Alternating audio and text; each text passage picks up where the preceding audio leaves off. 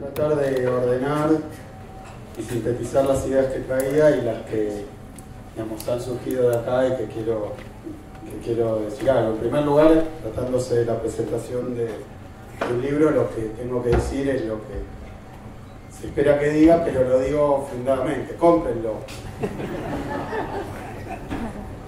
Creo que bueno, un descuento, qué sé yo.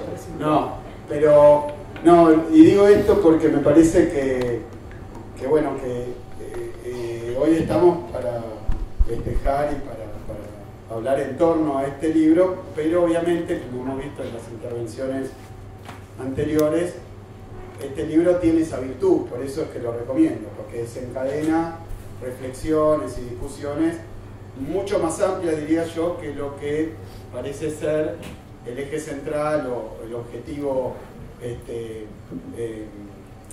digamos, más relevante del libro. Y me parece que ahí, bueno, el libro a mí me sedujo y me interesó mucho porque comparte Nicolás conmigo, sin saberlo probablemente, pero una obsesión por tratar de enfocar los problemas de la coyuntura, analizar los problemas de la coyuntura, escapándose de alguna manera del cortoplacismo, de la inmediatez, además de la superficialidad y de las corrientes y climas de opinión del momento, que es lo que Nicolás de alguna manera identifica con lo que hace la tele. Ojalá fuera solo que lo hace la tele. El problema es que me parece que el debate político en la Argentina, entre tantos defectos que hemos encontrado en este péndulo y en las modalidades actuales de los hechos políticos, hay, creo yo, una cuestión subyacente que además lo alimenta, que es que hay un tremendo empobrecimiento de la discusión política en la Argentina. Tremendo, atroz, atroz. En eso evidentemente yo le adjudico una responsabilidad al gobierno actual y a la comunicación del gobierno y de las repetidoras y amplificadoras y los contribuyentes a este modo de comunicación y de discusión política. Pero también asumo la autocrítica. No creo que solo porque, como bien dijo Rosendo, y para el espanto de muchos de nosotros, Macri haya tratado de sustituir nuestras efemérides, nuestra Liga de Patriotas, nuestro Santoral, nuestras discusiones por animales, que eso es evidente, pero no por el hecho de que el gobierno tenga una inclinación absolutamente antihistórica y por tanto antinacional, anticultural, porque se derivan un montón de cuestiones, que además creo no estar exagerando, porque creo que algunas cosas que yo digo, a algunos les puede sonar como chicana o como insulto, pero creo que ninguno de los miembros más visibles del gobierno se sentirían insultados si yo digo estas cosas, lo cual a mí por un lado me quita el lugar de la chicana, pero me asusta, porque a mí me parece, por ejemplo, que si uno le dice, hay cosas que yo digo que son barbaridades, pero me parece que no ofenderían a ninguno de los miembros del gobierno, por lo menos los más conocidos. Si yo digo que no tienen un aprecio, un afecto, una solidaridad por lo nacional, me parece que para mí es una aberración, pero a ellos no los ofendería. De la misma manera que si digo que muchos de ellos deben estar un poco tristes o angustiados por vivir hoy en la Argentina en lugar de vivir en algún lugar tipo Londres o Nueva York, me parece a mí bastante repugnante para funcionarios del gobierno, pero creo que no ofendería a nadie, que me lo aceptaría. Pero la pregunta es cómo escapamos a este empobrecimiento de la discusión política, que evidentemente hay. Y por eso digo que comparte Nicolás conmigo un procedimiento para escapar de este empobrecimiento de la discusión coyuntural, o más que coyuntural, casi convertir la discusión política en una especie de cuestión de chismes, ¿no? Incluso, es más, los debates políticos en la televisión transcurren con el formato de los programas de Chimentos. Los programas más importantes de discusión política argentina tienen los tiempos y la lógica y la forma y los conductores de los programas de Chimento. No es menor lo que está pasando. Hay un empobrecimiento, repito, atroz y perturbador que llega y que contribuye también me parece, a que estas problemáticas que plantea Nicolás, así en este estado, sean de difícil solución, porque son hasta de difícil formulación para el grueso de la opinión pública y más allá de la opinión pública superficial, incluso los votantes, analistas, etc. ¿Qué se está discutiendo hoy en la Argentina? Pero digo, primero, ¿cuál es la forma de salirse de esta superficialidad y empobrecimiento? Yo creo que son básicamente dos recursos. Uno es el recurso de la historia, ¿no? Me parece que Nicolás hace muy bien y aporta mucho al encuadrar buena parte de los debates actuales, los más actuales, los que están, por decir así, endietados, ¿no? Que están metidos en esa discusión de trinchera a trinchera, plagada de insultos, de descalificaciones. Bueno, ponerlos en una perspectiva histórica, incluso con la voluntad de mostrar un cierto grado de repetición, que no es poco, porque entonces inscribe las discusiones del presente en debates o acontecimientos que, como están en los libros de historia, no son tan fáciles de trivializar, ¿no? Porque acá que parecería que, bueno, que estamos nosotros, qué sé yo, que somos la deshonestidad y la impericia discutiendo con otros, que son la honestidad y la capacidad, y entonces, bueno, obviamente así no se puede discutir nada. Ahora, cuando Nicolás marca que buena parte de las cosas que estamos discutiendo hoy ocurrieron y se discutieron varias veces en la historia, me parece que le da otra jerarquía y entonces nos permite escapar de la trampa de la chimentología a la que se reducen las discusiones políticas más importantes, más relevantes, incluso cuando son de una enormidad y de una importancia que es difícil de exagerar. La segunda cuestión y el segundo recurso es el recurso a la teoría, que me parece que también, más allá de esto que mencionaban y que agradezco, de la vinculación entre la política y lo intelectual, más allá de eso, de individual y personalmente, biográficamente, la pertenencia o no de los políticos a determinada tradición intelectual, lo que yo creo es que hoy también, para salirse de esta trampa de una discusión banal, me parece que traer y convocar tradiciones teóricas, incluso de la teoría política universal, aporta un montón. Aporta un montón. Por ejemplo, voy a dar un ejemplo y después voy a ver, porque si no me voy a botar el tiempo en eso, en hablar de algunos puntos del libro, pero voy a hablar del primer capítulo, creo que es el primer capítulo, donde muestra que esta idea del ciclo político argentino, del péndulo, de la recurrencia, de la repetición, no es una idea que solamente se aplique a las cuestiones o a la historia política argentina, sino que incluso en las tradiciones teóricas más renombradas y también las menos afines a la tradición argentina, por lo menos contemporánea, bueno, ahí ya se hablaba de que diferentes formas de gobierno, diferentes formatos de gobierno o tradiciones de gobierno, vos lo ponés por forma de gobierno, pero es lo mismo. Lo que quiere decir es que aún en la antigua Grecia se sostenía que una forma de gobierno, más allá de caracterizarlas, agruparlas y describirlas, podía ser que engendrara, ya sea por su decadencia o por su progreso, engendrara otra forma distinta. Incluso que eso tuviera un comportamiento circular, digamos, que volviera a empezar después, ¿no? Como decir, la democracia genera, bueno, ayudar, y así sucesivamente. La monarquía, la autocracia, la oligarquía, bueno, ponerlas en un orden y explicar que, sin caer en la tradición marxista, que me parece que es algo muy importante, siquiera hegeliana, donde uno puede decir que esta idea de que la historia funciona a través de momentos de superación de sí misma, o etapas que no son etapas porque son un progreso, una sucesión, Bueno, lo muestra en otras tradiciones.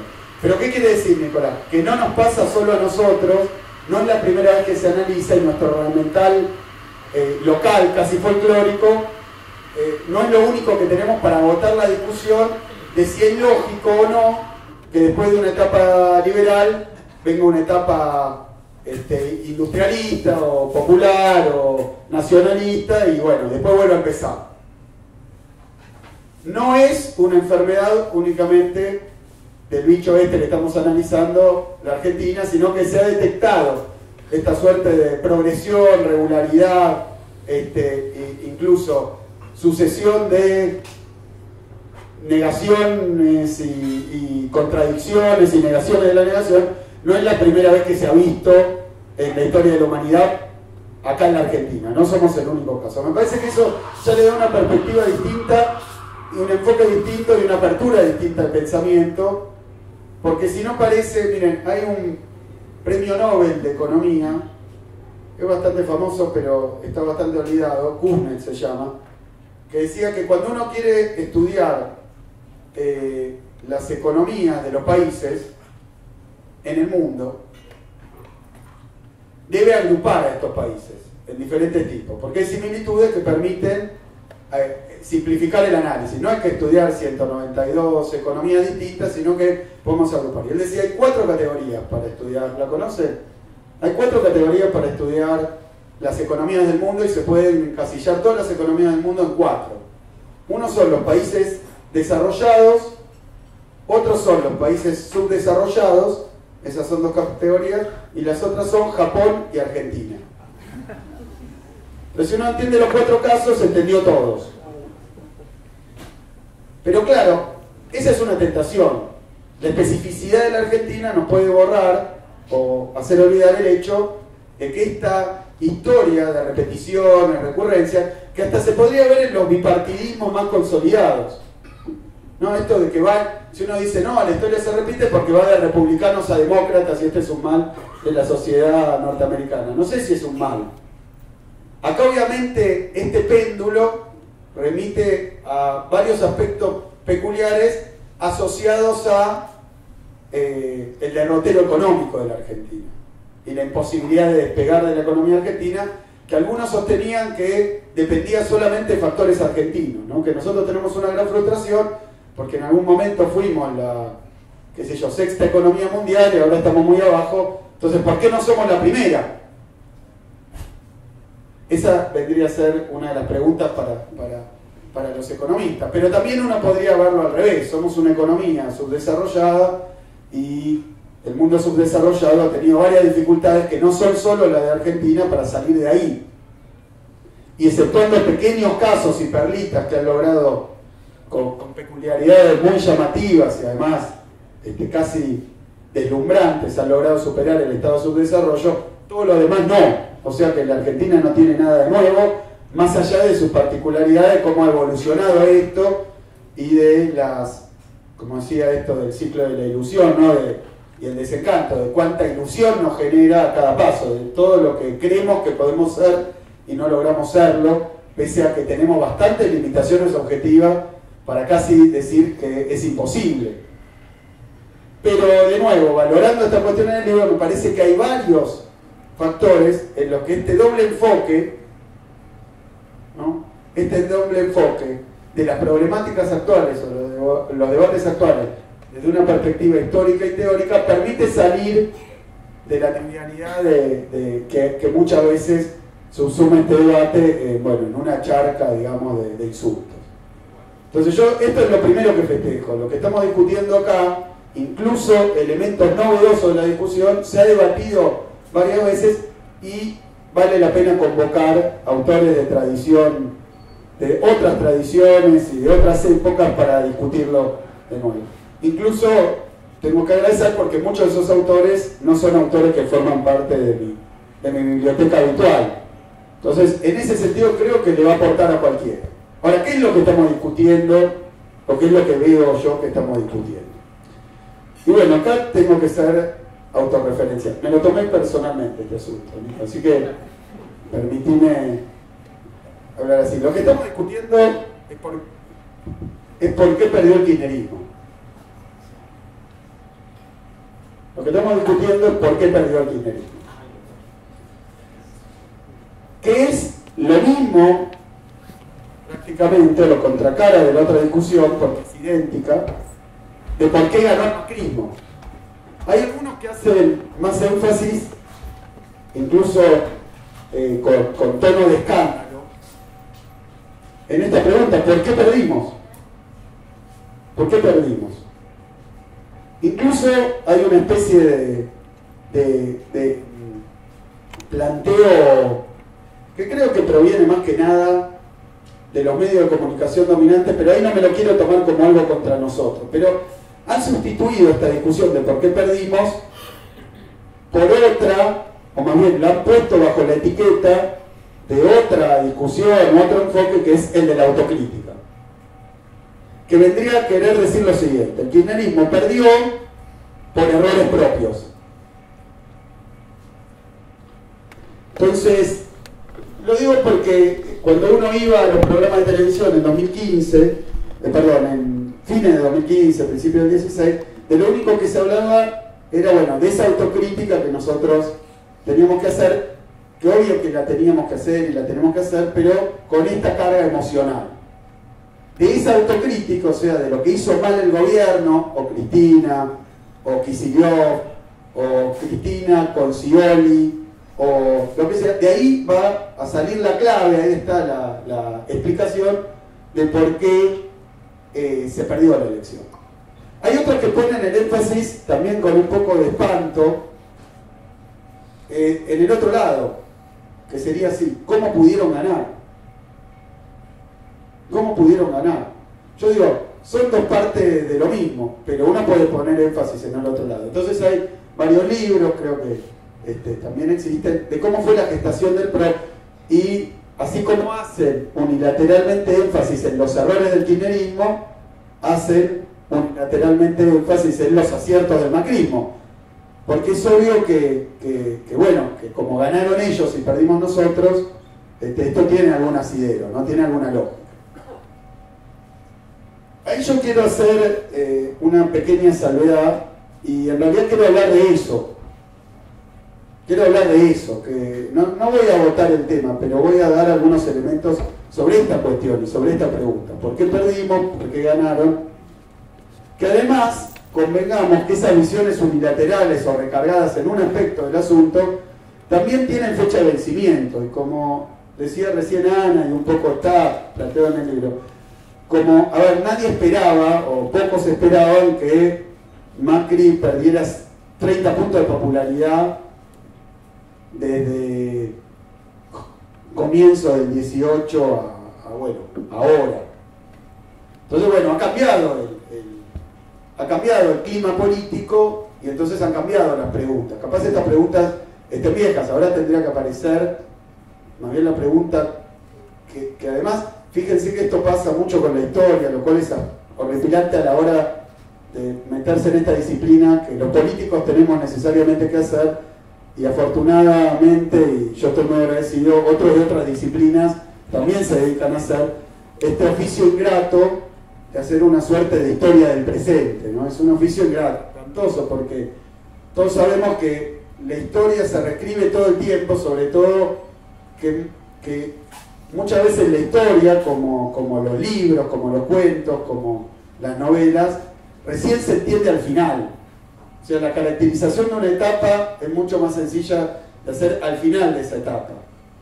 No quiero venir con lo del búho de Minerva, ¿no? Pero simplemente digo, si uno escribía la historia de la Alianza o del arruismo en el año 1999, lo que probablemente tuviera que explicar un poco la inspiración de esa historia hubiera sido cómo y qué bien, y estaban Agulla y Bachetti, digo, para fascinaciones transitorias, ¿no? Esa publicidad, ¿se acuerdan? Dicen, ¿cómo era? Dicen que soy aburrido. Entonces había una fascinación con eso. Hoy lo miramos en clave de farsa. Nos parece penoso, pero se ganó así la elección, ¿eh? Con ese tipo de cosas, de esas piezas. Pero digo, en ese momento era que bien que la hicieron, y un poco el argumento de esa historia era los que vinieron a enterrar definitivamente el triste episodio del menemismo, ¿no? Ahora, 2 años después, era otra la historia que había que contar. Por eso es muy ingrata la historia del presente, porque muchas veces el final resignifica toda la historia y estamos hablando de otra cosa. Entonces, hoy, todo eso que generó cierta fascinación, esos aspectos del PRO, de Cambiemos, del marketing político, que generaron mucha fascinación en la victoria, hoy con estas piezas discursivas que salen de las mismas usinas y de los mismos fabricantes, de las mismas marcas, pero son el discurso de apertura de sesiones, seguido de esa entrevista con Majul, también resignifican qué estaba haciendo ahí el macrismo, cuál era la potencialidad de eso que era. O sea que uno cuando escribe la historia actual, y bueno, la verdad que corre riesgos altísimos, ¿no? Corre riesgos altísimos. Que quien está en política necesariamente, y tal vez en cuestiones de opinión también, ¿no? Pero bueno, cuando contamos con la ayuda de politólogos, sociólogos, historiadores, la verdad que yo lo festejo, porque hay muchos de estos debates que si no se vuelven bastante insustanciales. ¿Por qué se perdieron las elecciones? Me parece que... ¿Y por qué ganó el PRO? De nuevo, si el PRO ahora pierde vergonzantemente, si Macri se presenta y no llega al 20% en primera vuelta, que es una hipótesis tal vez exagerada, pero plausible si uno mira, no estoy vaticinando nada, pero si uno mira la popularidad con la que hoy cuenta el gobierno y supone que se cumple eso, de que por lo menos en primera vuelta el grado de aprobación de un gobierno no debería ser mucho menor a los votos obtenidos en la primera vuelta, ¿no? No sé si existe esa ley que me acabo de inventar, pero me gustaría que existiera. Entonces, bueno, pero bueno, puede ser. Entonces estamos ante uno de los fracasos. Eso que era una victoria y era resplandeciente y tentador y interesante, bueno, se va a volver uno de los fracasos o dilapidaciones de capital político más estrepitosos de la historia, y tal vez eso es lo que vamos a recordar del PRO, ¿no? Lo cual hace más complejo que haya ganado una elección y que le haya perdido el peronismo, ¿no? Pero de todas maneras hoy todavía no lo sabemos. ¿Cuáles son las hipótesis que hay dando vuelta de por qué perdimos? Que me parece que las explora más y de una forma, explora más las de por qué perdimos que por qué ganó el PRO. Que me parece sumamente interesante, pero voy a hablar de algunas de ellas y después voy a decir lo más brevemente que pueda algunas hipótesis mías de por qué perdimos. En primer lugar, el nombre mismo del libro parece eximirnos un poco de la responsabilidad de esa derrota. Porque si es cierto que la economía y la política argentina están sometidas de una manera medio inexorable, ontológica digamos mitológica, a ciclos, a bueno, esta calecita, bueno, la verdad que el desafío que teníamos enfrente era romper una especie de maldición como fuerza política, y que para colmo en algún momento pareció que no estuvimos tan lejos, porque me acuerdo un poco por el color, por la fragancia que tenían los debates del principio de 2016, la pregunta no era por qué perdieron, sino por qué perdieron de una forma tan taxativa, rotunda, tremenda, cuando en realidad yo me preguntaba, o mi pregunta era ¿por qué perdimos por tan poquito? Casi diría, me hubiera preocupado menos en términos de esta discusión, la de la autocrítica, si hubiéramos perdido por 70-30. Porque entonces, bueno, era un fracaso de enorme dimensión. y que venía un poco sostenido por la campaña que articuló y que desplegó el gobierno y los medios de comunicación oficialistas, que venía asociada a la idea de que lo único que había que discutir era nuestra autocrítica. Habíamos perdido, teóricamente, un poco ese era el clima que se quería armar, habíamos perdido por escándalo, repudiados por la sociedad, y venía acompañado de esta idea de no vuelve más. Y creo que es fundacional, es previa al vamos a volver. A mí me parece que ese vamos a volver, que tanto se analiza, en realidad es una respuesta a un eslogan de la propaganda oficial de no vuelve más, que surgió antes del vamos a volver, aunque el lucha y vuelve es una tradición muy anterior, ¿no? Pero me parece que también hay que analizar para comprender por qué se perdió, cómo y en qué dimensión se perdió. Me parece que ahí yo tenía algunos puntos. La verdad que el gobierno de Cristina, y un poco por lo que decías vos, no se fue ni en el marco de un golpe de mercado, ni en el marco de un golpe militar, que también es un mérito para un gobierno democrático, ¿no? Ni se fue en el marco de un alzamiento popular. Todo lo contrario, se fue con una plaza despidiendo, llena de gente, con una popularidad altísima. Cristina, por lo menos, como líder política, después de 12 años, con el desgaste, se fue con una situación de elevada popularidad.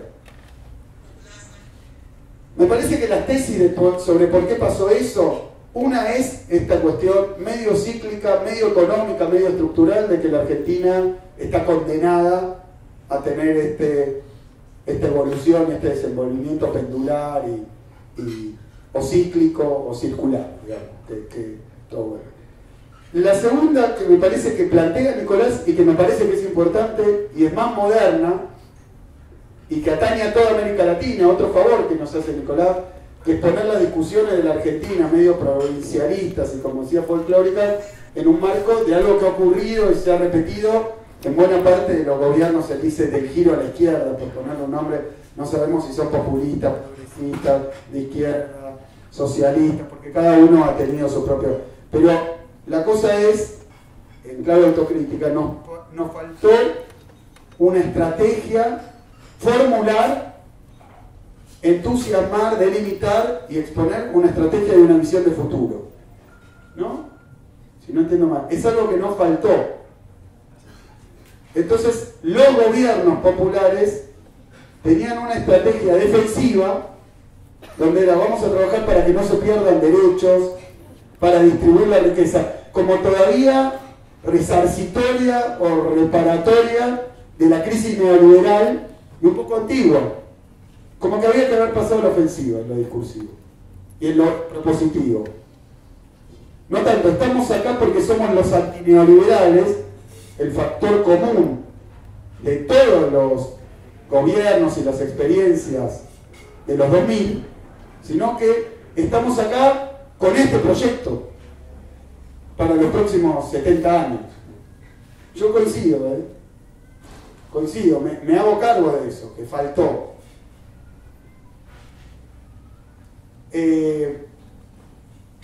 Bueno, hay mucho para hablar, o sea que simplemente lo dejo ahí. Esto de la visión de futuro. Después la cuestión de los liderazgos y las sucesiones, que también planteé. Me parece que está inscrito en el núcleo de la discusión acerca de por qué perdimos. Esta idea, que Nicolás pone en perspectiva, discute, y por lo menos no la banaliza, y no la hiperargentiniza, porque ¿cómo sería? Bueno, Cristina, esto puesto en una forma absolutamente trivial y equivocada, es bueno, el problema es Cristina, la centralidad de Cristina, pero bueno, Nicolás con esta visión más histórica, más latinoamericanista y más teórica, dice no, es un poco un problema endémico, recurrente de los procesos políticos del campo popular, para decirlo menos, y casi diría del subdesarrollo general, estos presidencialismos fuertes, que después se convierte en otra cuestión que tiene que ver con las instituciones débiles. Todas discusiones, creo yo, centrales. Y después, otra cuestión que me parece que está poco explorada, pero que está ahí subyacente, mirá si se perdió, porque la táctica, o casi diría, la estrategia discursiva del campo popular está haciendo algún cortocircuito con algunos elementos, no sé si sociológicos, psicológicos, o casi neurolingüísticos, o vaya a saber cómo se llaman esas disciplinas raras, que son muy de época, ¿no? Como esto de que nosotros dábamos razones, datos, información, y lo que estaba en juego a la hora de la decisión del voto son cuestiones de valores emocionales, irracionales, por decir así, y que entonces que jamás la vamos a penetrar. Y Nicolás reseña a algunos autores que me parece que son interesantísimos, que les recomiendo por lo menos leer a través de Nicolás. Y después, si tienen tiempo, también leerlos. Yo algunos los había explorado un poco, pero me parece que Nicolás muy sintéticamente plantea estas cuestiones. El debate es por qué perdimos y por qué ganó el PRO. ¿Qué significación tiene para mí hoy ese debate desde la cuestión intelectual, desde la cuestión economista, pero sobre todo de la cuestión política? Este libro se puede leer en clave de por qué perdimos, digamos, los entornos de octubre de 2015, pero creo que en los entornos de octubre de 2019 la pregunta es cómo ganamos. Esa es la importancia política de este libro, por lo menos para el campo popular o para... y ahí tengo varias reflexiones sobre las maniobras discursivas que está haciendo el macrismo últimamente, que algunas mencionó Ana, maniobras audaces, discursivas, audaces, que como bien decía Ana, bueno, ya es una forma de hablar medio popular, pero la voy a decir así porque se me ocurrió así, dificulto que funcione, ¿no? Veo difícil que funcione, porque veo improbable, porque ya son demasiadas. Entre las que está, por ejemplo, una que viene evolucionando o involucionando, que es que el macrismo, en lo discursivo, en campaña electoral, y también sintéticamente lo digo, prometía el cielo por asalto, la revolución de la alegría, ¿no? Macri, los tecnócratas, los CEOs, el mejor equipo, iba a solucionar todos los problemas que había dejado el kirchnerismo. Que a esa altura eran problemas, incluso claroscuros, porque el macrismo decía todo lo que tenés no lo vas a perder. En campaña el propio gobierno hablaba de que había avances del kirchnerismo que había que conservar, pero ellos venían algo así como para ponerle la frutilla al postre. O sea, partían de la base de que no estaba todo mal. Por eso digo que hubo piruetas discursivas interesantes para analizar, que ya nos tocará analizar, pero que desde la política tenemos que, por lo menos, captarlas, fotografiarlas y sentarnos, porque es un blanco móvil. En campaña era, vamos a vamos a traer el paraíso, ya. Vamos a terminar con la inflación, vamos a ir a la pobreza cero, que eran todas deudas pendientes del kirchnerismo, aún reconociéndole avances importantes que eran de alguna manera en aquel entonces imposibles de desconocer, ¿no? Porque cuando uno veía los 12 años del kirchnerismo, había que hacer forzar muy fuerte la memoria histórica y el panorama social para decir que estaba todo mal. Ese discurso cambia cuando llegan al gobierno. Yo digo, producen una crisis y comienzan con todas estas maniobras discursivas para discutir primero que la crisis no está o no es tal, y después que la crisis no es culpa de ellos, de responsabilizarse de la crisis. Pero esto me parece también otro hecho sociológico, discursivo, político importante, porque al principio la crisis era culpa de la pesada herencia, o sea, el gobierno anterior, particularmente los últimos 4 años del gobierno anterior, porque hasta había una indulgencia con el primer mandato Cristina y el gobierno kirchnerista, que les permitía incluso celebrar una alianza con algunos kirchneristas no cristinistas. Pero la pesada herencia era el gobierno anterior y era la causa de la crisis. Pero después pasaron en los últimos 70 años. O sea, ya el problema el que había causado todo este lío era, y probablemente justificado también, esos 70 años que teóricamente eran 70 años de peronismo. Que todo el mundo sabe que los últimos 70 años de la Argentina no son del peronismo. Y ahora llegaron a la conclusión de que el problema, la culpa de lo que pasa hoy, no es ni el último gobierno, ni los 70 años de gobiernos anteriores, sino los argentinos. Somos todos, menos Macri, somos todos los culpables de esto que está pasando. Incluido el papá de Macri, entre los culpables. Me parece, por eso, volviendo, estas causas de por qué perdimos y por tanto cómo ganamos están, a mí me parece muy ricamente y muy, yo diría, con muchísima capacidad, claridad y síntesis planteadas volcadas en este libro. Y cómo tomar estos temas que son temas de la discusión que incluso tenemos en los cafés. ¿Y qué faltó? ¿Qué no se hizo? Yo, lo que le agregaría a esta discusión, y termino con esto, son varios factores que no están acá y que tienen que ver con el otro lado de la moneda. Con el otro lado de la moneda. Porque yo todo esto acabo de hacer la autocrítica. Lo asumo, digamos, no pudimos romper, aunque tengo muchísimas cosas para decir, el problema de la restricción externa que han tenido los gobiernos industrialistas en toda la historia argentina. No se ha podido plantear políticamente o con toda la claridad que merecería unas banderas o proyecto a largo plazo.